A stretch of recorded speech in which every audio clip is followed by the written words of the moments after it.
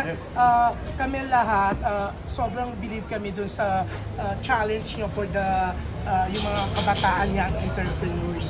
Can you tell us more about this? Yes, about, kailan ba yun? Nag-launch yata kami mga 2 weeks ago, hindi na nga ako nakapunta.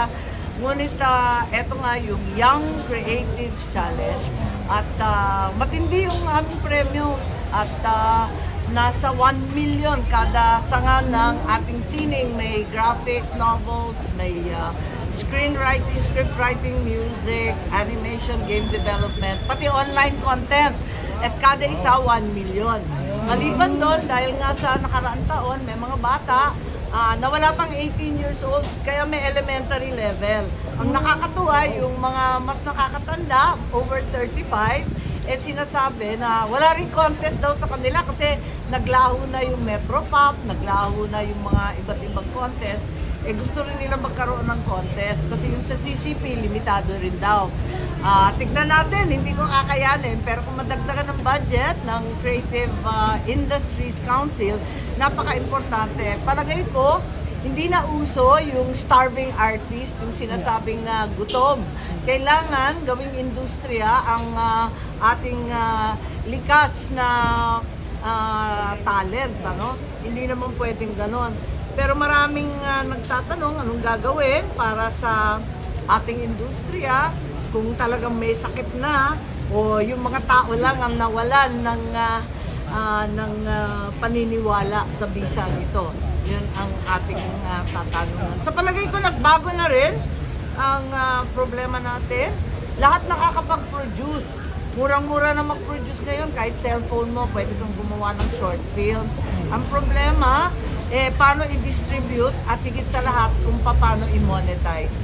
Doon siguro tayo dapat tumutok at yan dapat ang turo ng ating pamahalaan. Yeah, pero yung Metropop you mentioned, no, Senator, siyempre kami lahat, alam namin Metropop, ang bongga, kayo po yun. So, bubuhayin niyo po ba yung Metropop? No, I think Metropop has been bought over by GMA7 or someone else. But definitely, yung sa Young Creatives, may songwriting na nandun. So, inaasahan ko na bubunga rin ito sa mga iba't ibang tugtog. At tinitingnan natin kasi first year pa lang siya last year. We will definitely improve over the years. Paano yung movies kay Director Daryl Yap? Hindi na natuloy yung third film kasi naabutan na ng eleksyon tinamad na kami nagkabisi-bisihan. Yun.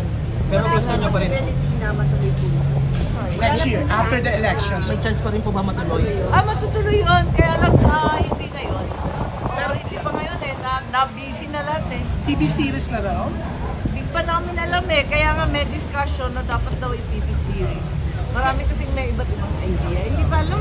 Pero naisang tabi na muna dahil nga sa eleksyon. Pero Senator, sa 50th Metro Manila Film Festival, merong Himala the Musical.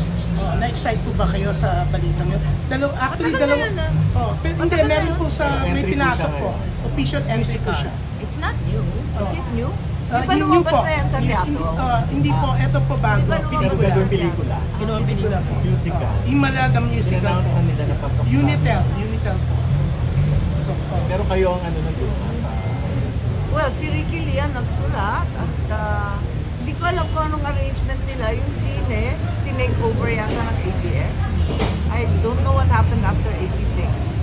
Senator, nakakatuwa po yung advocacy niyo para sa mga kabataang bagong artista ngayon na gustong sumikat o may ilabas yung talent nila. Pero, Senator, sa showbiz industry po kasi alam natin ngayon na bukod po sa issue dati ng drugs, ngayon po nabibring up po yung sexual abuse sa mga starting gustong sumikat. Ano po yung parang naiisip yung solusyon since kayo po lahat ng problema ay nasa solusyon? Ako well, unang-una, dapat hindi nakakaligtas. Dapat parusahan ang gumagawa ng ganyan. Alam natin, kung minsan tinatanggap na lang na yan ang kalakaran sa industriya. Hindi yan dapat. Lalaki man o babae, dapat pataw ng kaso, panindigan, ipaglaban, at talagang dapat meron. Dapat yung sumagot. Yan ang problema kasi nagtuloy-tuloy yan dahil walang nahuli, walang nagsusumbong.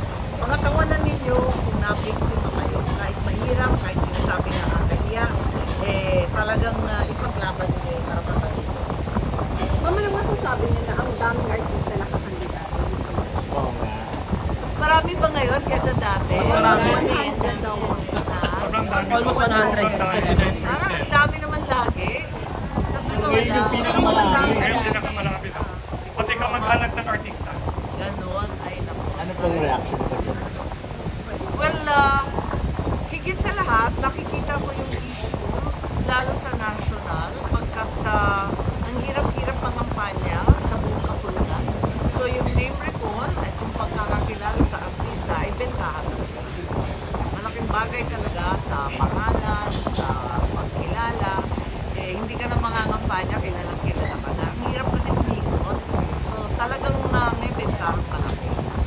Senator, Akin na lamang, demokrasya nga to, kaya lahat ay tatakbo.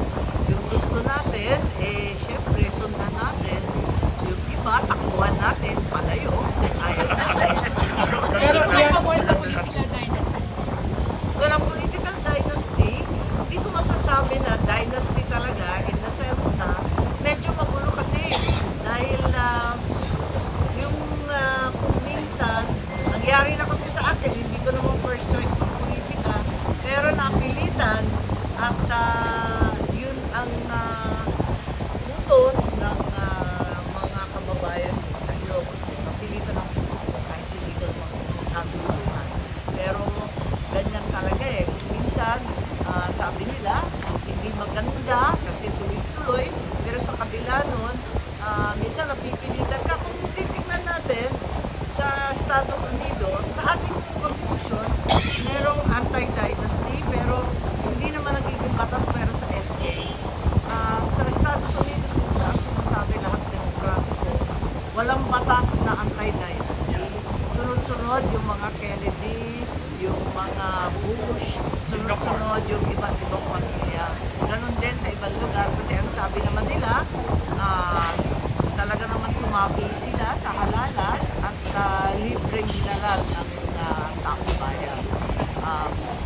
Ako talaga hindi ko maintindihan kasi ako mismo napilitan tumakbo at maging politiko kahit hindi sa aking kagustuhan. ang bongga. Pero Senator, eto, before the filing niyo po na COC 2 weeks ago, a week ago, maraming ginawa, parang teleserye din. Bigla kayong tumakbo bilang independent, umayaw kayo sa partido ni Presidente ng iyong brother. Hindi naman sa umayaw, ako'y nananatiling nationalista pa rin.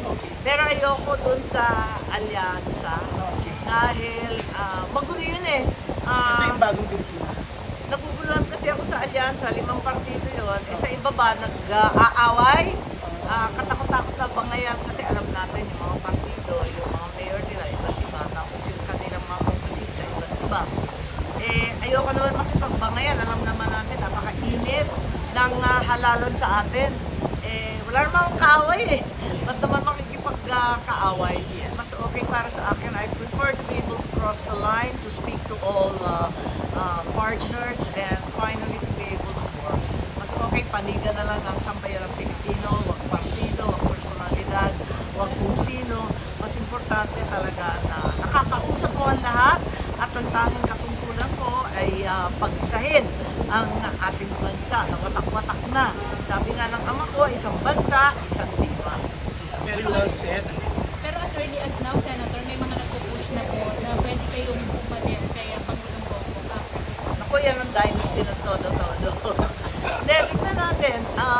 Ang akin lamang, marami akong nasimulan bilang senador, yung land reform nga, yung sa agrikultura, nasimulan ko yung social pension ng ating mga lola, paano pa yung mga PWD, yung mga solo mom, at yung mga infrastructure, higit sa lahat, yung kamahalan ng kuryente. Naumpisan ko na eh, pero bitin, alam mo yun.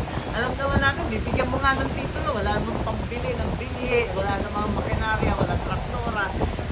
Dapat tulungan mo lang tuloy-tuloy, medyo hand-holding muna para makapag-umpisa ang mga magsasaka.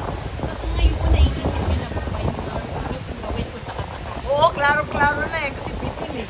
Bitin eh, halimbawa, nabigyan natin ng social pension, yung mga marginalized na lola. Pero yung mga PWD, hirap na hirap yung mga yan. Hindi naman natin natutulungan ng sapat. Yung mga hindi nakakalakad, kailangan tulungan niya. din ng therapy, doktor, sa pagastos, wala tayong tulong. Tapos yung mga solo parents, mga hirap ang mga nanay, di ba, mag-isa. So, I think we need to take care of them also. So, to be continued, ang papel ko sa social justice. Sabi po ni Janice, parang ready na ba kayong maging presidente? Parang ready na po kayo. Ako ha.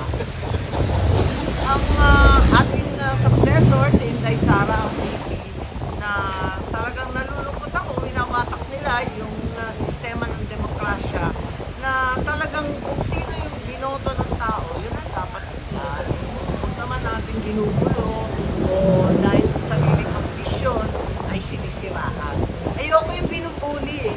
Ayoko lang po yun. Pero yan, anyway, Senator, sa showbiz, ang dami niyo po natulungan sa pamagitan ng ECP, ng head media. Siyempre, kaluskus mo, sino makakalimot, di ba? Cecil Awards pa. Ang ano talaga, sobrang yung pagmamahal mo sa industriya din, di ba? Kaya ang dami Palagay ko nagsusupport sa kasi, inyo. sa palagay ko, ang creative industries, ang tunay na tahanan ng Pilipino. Kasi artista ang Pilipino, hindi naman tayo matindi sa agham, hindi naman tayo mga engineer o di kaya basketball player, hindi naman tayo atleta. Pero sa puso at kaluluwa ng bawat Pilipino, may arte, may sining, may kultura. May talent talaga tayo na binigay ng Diyos at talagang nasa atin yun eh. Binigay talaga sa atin, espesyal at kakaiba. So I think Filipinos have to learn to tell their stories, given the opportunities and platforms to disseminate what we know and to share the joy and the art with the whole world. Senator, may tanong lang daw po, ano daw po mapapayo niyo sa mga artistang tumakbo ngayon o tatakbo ngayon? Gamitin ang plataforma ng politika para makatulong sa tao. Mag-aral ng maigi, makinig ng puspusan, at hindi lamang pansarili ang posisyon, kundi serbisyo publiko. Last na ng Senator, mahal na mahal niyo talaga yung kabataan. Nakakamiss yung ganyang... Ay, yung kabataang barangay t-shirt. Oo, kaya nga. And then, nagtitiktok kasi ako, tapos ito yung pinasuot sa akin. Tinuloy-tuloy ko na komportable at nasanay na ako sa buhay. Actually, Senator, nakikita ko kanina yan, naalala ko yung ira kasi Batakan Barangay. ira kasi namin yan. Kaya mga ira. Nakikita namin yung mga, Nagkahalat kasi ako dati, dati, di ba? Nagkabo